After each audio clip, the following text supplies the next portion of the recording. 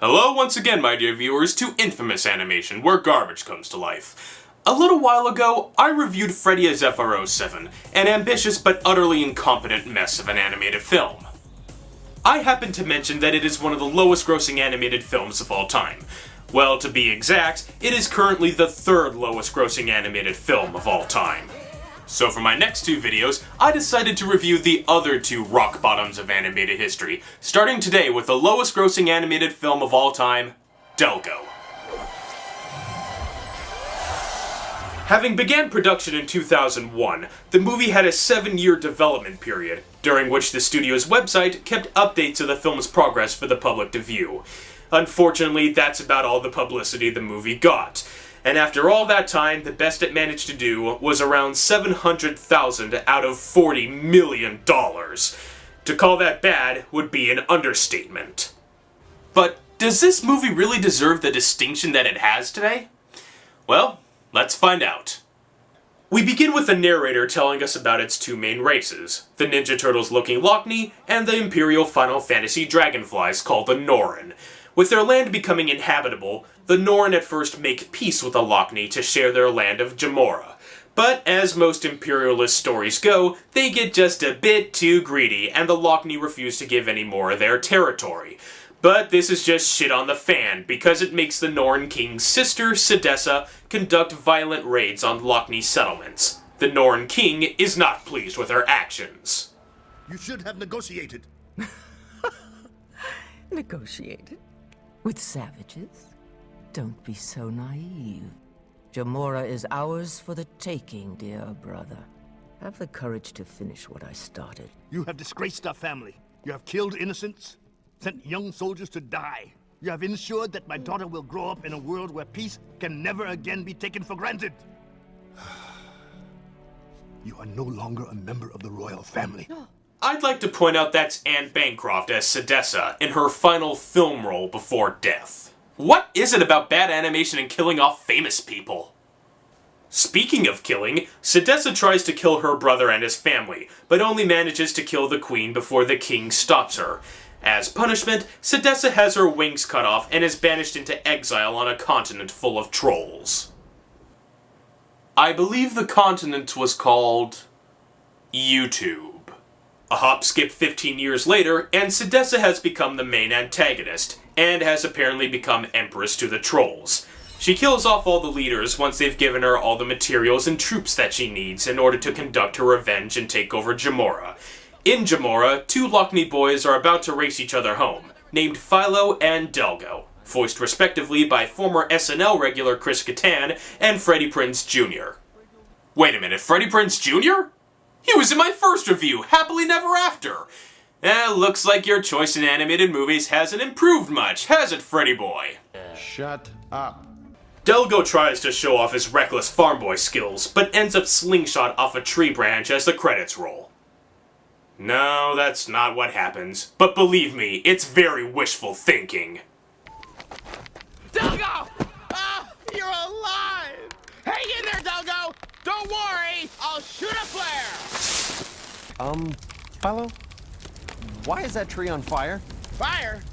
Oh, that fire! The one there, this one with the flames. Yeah, oh, well, you see, there was all of a sudden, I don't know, I don't know what it was. And then, what fire are you talking about? Oh, never mind. You know that guy who's always trying way too hard to be funny to make up for his shortcomings? That's pretty much Philo. The branch gives way and Delgo falls to certain doom, but a Norn female swoops in and saves him, dropping a jewel in the process.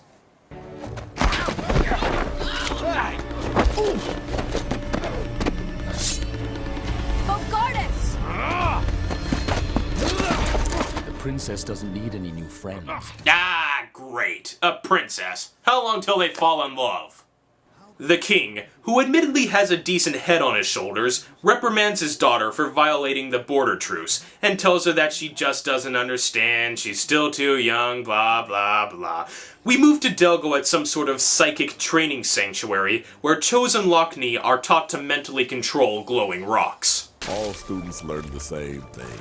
to control the stones. Where one learns vengeance, another learns mercy. I don't force the stones.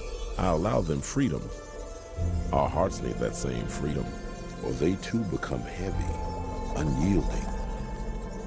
There's an old stone Okay, I see the problem with this movie. It's a cut and paste of popular movie scenes and sci-fi fantasy tropes. Already I spot similarities from A New Hope, Empire Strikes Back, Superman, Goldfinger, and Aladdin, and we're not even 20 minutes into this movie yet. A riot breaks out when the Lochni revolt against the Norrin for breaking the truce and roughing up two of their citizens, and the king reluctantly ups the guard. Delgo runs into Princess Kyla as she searches for her late mother's brooch. Kyla. I'll find it for you. Really? Meet me by that cave. You know, I would have expected a princess to wear something a little more regal than workout spandex. However, we see a creature landing at Sedessa's palace carrying General Rias of the Norrin army, voiced by Malcolm McDowell.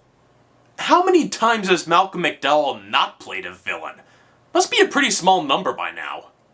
It turns out that Rias has been working with and is in a relationship with Sedessa, and is trying to sway his fellow General Bogardus into convincing the king to go to war with the Lochni.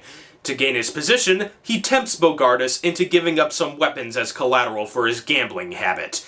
Once informed, the king angrily has Bogardus put in jail. Where did you get that? Your luck's run out, Bogey. You set me up!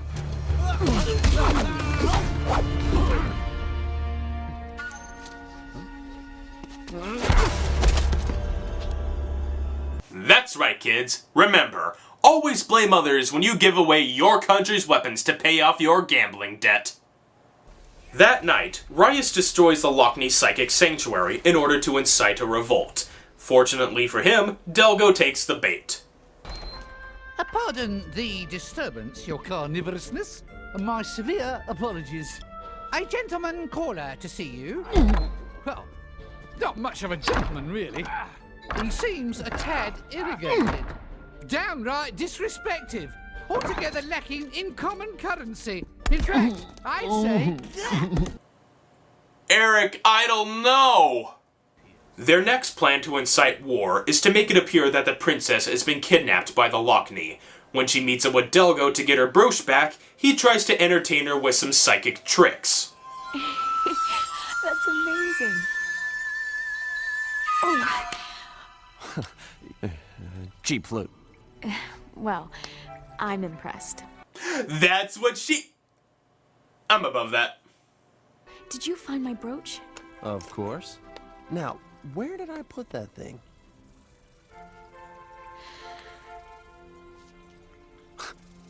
Well, what do you know? Smooth move, Mr. Original.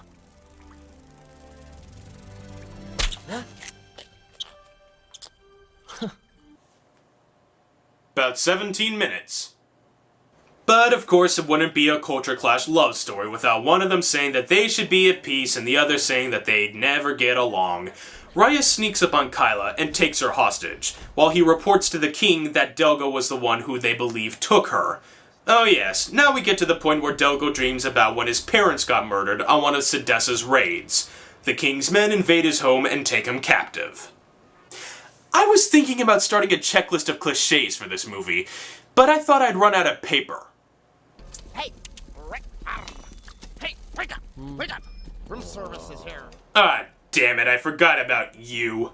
Kyla is taken to Sedessa, where she learns of their plans, while Delgo decides to break out with Philo and Bogardus. Ah! Now we can finally get some fresh air in here! Woo! Ah! This is great. I mean, at least we have the delightful and lovely sounds of the Banty frogs to keep us company for the rest of eternity! I'm serious when I say that his every line and action makes me wish Jar Jar Binks would appear and add some humanity to the movie. Oh! This must be part 2. The part where we climb on top of the cage and plummet to our death! Delgo, no. No, no, no. Not with my help! No, no, no! No, no, no, no, no, no, no, no, no, no! Uh-oh!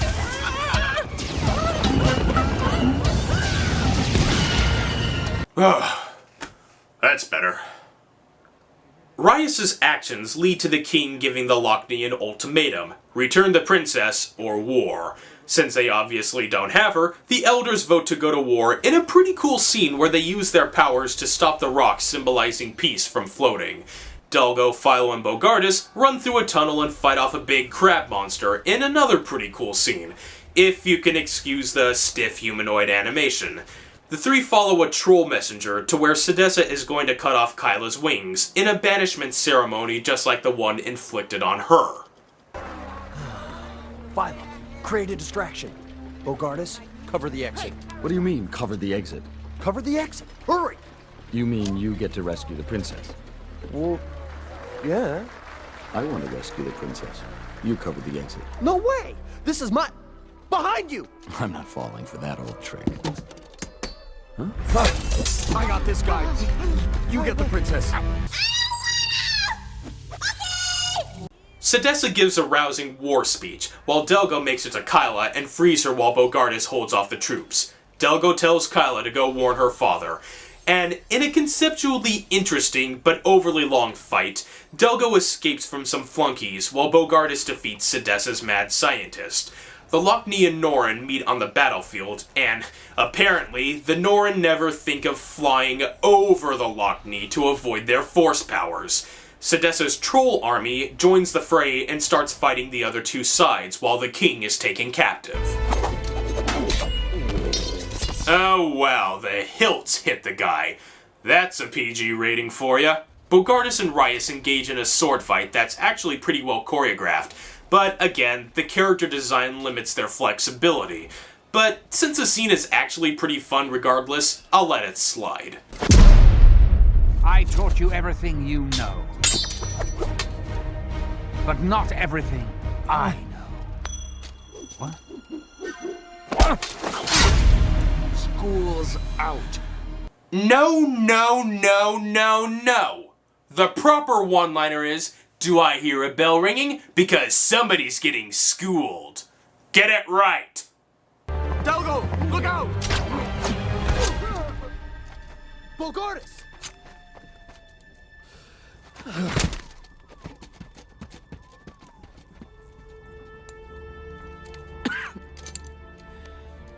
Hang in there. You know, I've always wondered the point of why some people wear armor in these movies. 95% of the time, they don't block shit. Kid. It's over. Sedessa's won. Only if we let her. Sedessa is counting on our people's hatred for one another. The one thing she'd never imagine is for us to work together. I'm sorry, viewers, but it is really hard to keep finding things to say about this movie. All summarizing it does is point out how tropified it is and makes the video boring. However, if I try to put in comedic references, they're gonna probably seem obvious and unfunny. And therein lies the power of Delgo. It's so mediocre that it's just too hard to make fun of it. Delgo goes to the Norn Palace and fights a mace-wielding troll with his little pickaxe, while... Do you speak Lochni? Ah, yes, hi, good. Hey, get your own candy! Hey, I'm trying to pretend you don't exist! Quit bothering me! Kyla rallies her troops and orders them to save the Lochni, while Philo's razor-winged dragon scares a herd of something or others into chasing off the trolls. Oh look, Sedessa's pet bird dog thing is pissing on the king. How classy. The troll is about to kill the king when Delgo distracts him with an ooh shiny. The collapsing building takes Sedessa down in a scene very reminiscent of Indiana Jones and the Last Crusade. Delgo decides to heed his mentor's words of mercy and helps her up even though she led the raid on his village that killed his parents. Kyla? Father! What are you doing? Papa! He's okay. You gotta get out of here.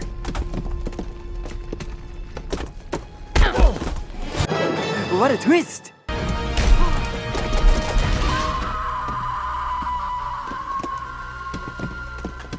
Oh, wow, a Disney death. The safest and most uncreative of deaths. And one where they didn't even defeat the villain either. Tisk, tisk, tisk. So the battle is ended without any of us seeing how it happened. And the trolls are retreated, and the Lochni and Norn are standing peacefully next to each other, and oh, come on! Rias is still alive?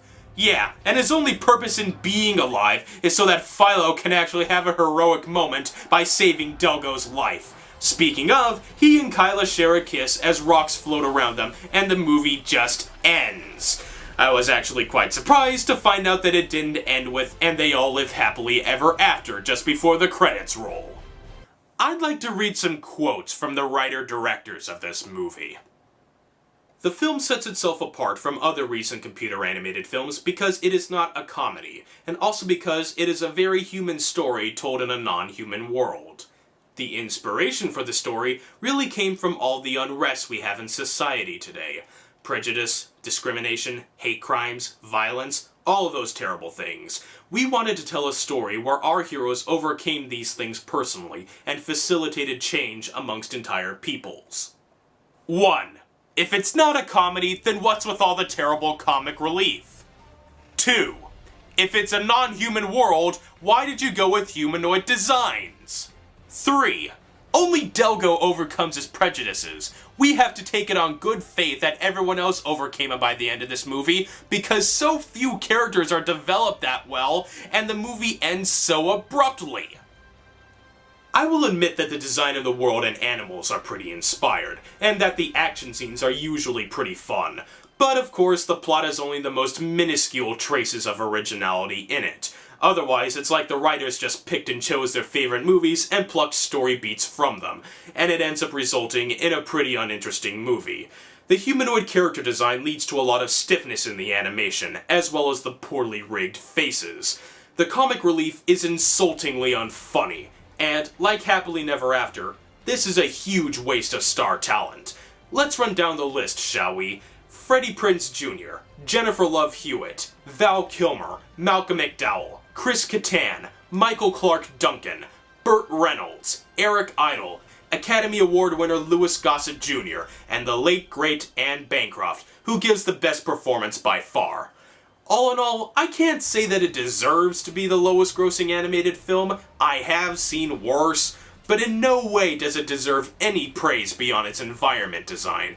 I've heard some compare it to Avatar, and while that movie isn't very surprising either, I personally felt that Avatar made up for it by having outstanding visual panache in its design, animation, cinematography, pacing, and action scenes, whereas Delgo can barely handle one of those qualities. It's not the worst animated movie, but is by far one of the most forgettable. I'm Shogun Gino, and this was Infamous Animation. If this movie interests you in any way, consider purchasing the home video release. Delgo is available on DVD, Blu-ray, and Blu-ray DVD combo pack. It's also available for rent on Amazon Instant Video. The standard DVD comes with some nice extras like deleted scenes, character profiles, director's audio commentary, and even an additional animated short. So if you enjoy the movie, the DVD will give you even more to enjoy. Check the description for links to purchase this movie. All links will go to North American web pages.